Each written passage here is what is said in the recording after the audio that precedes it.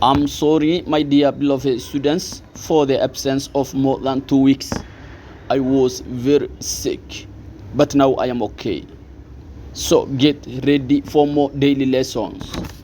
Samahani wanafunzi wangu wapendwa kwa kukosekana kwa zaidi ya wiki mbili. Kwa hakika nilikuwa mgonjwa, lakini sasa ni mzima. Kwa hivyo jiandae kwa masomo zaidi ya kila siku. Asanteni sana. Waan ka xumahay ardadayda aan jeclahay maqnaanshaha in ka badan 2 isbuuc. xaqiiqdii waxaan ahay mid aad u jiran, laakiin hadda waan fiicanahay.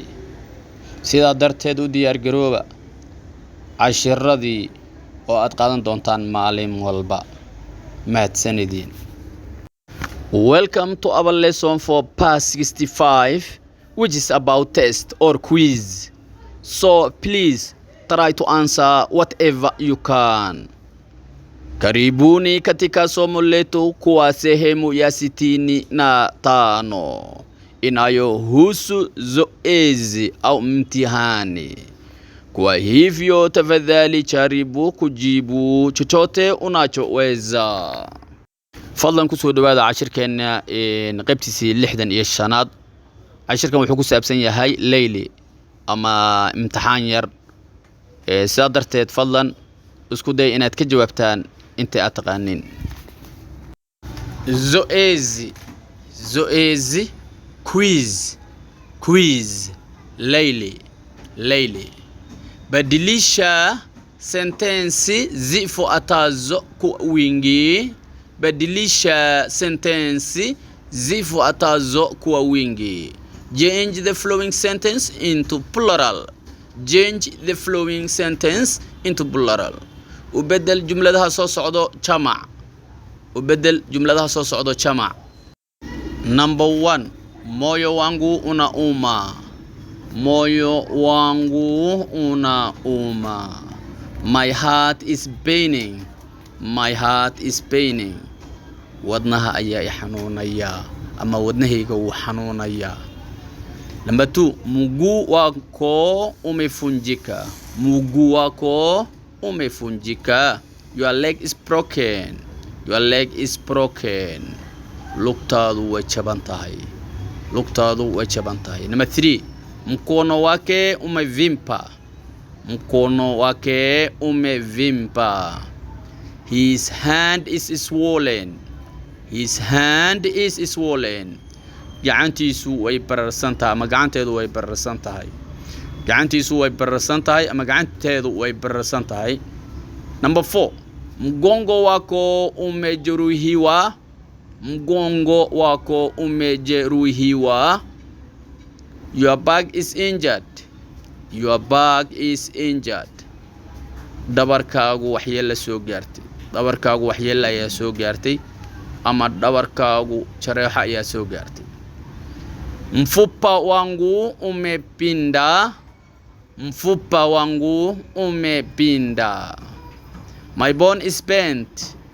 My bone is bent. laftaydu way laaban tahay ama laftaydu way qalloocsan tahay. Okay, number 6. mwili wangu umekauka. mwili wangu umekauka. mwili wangu umekauka. jirkaygu wuu qallalan yahay. My body is dry. My body is dry. As I told you, this test is all about Angelia M. Angelia M or Angelia OE. And that is the last noun class that we have learned for the previous weeks. So let us do number 1 together. Moyo. Moyo is a heart. Now it's singular. So let us change to plural form. Moyo, when it's plural form, we said mio. Mio. M-I-O-Y-O. Mio. So whenever Angelia M is plural, it takes its possessive pronoun ya. So instead of wangu, we said yangu. Mio yangu inauma. We said here U. We change this U to E. Let's make E. So we said mio yangu inauma. Mio yangu inauma.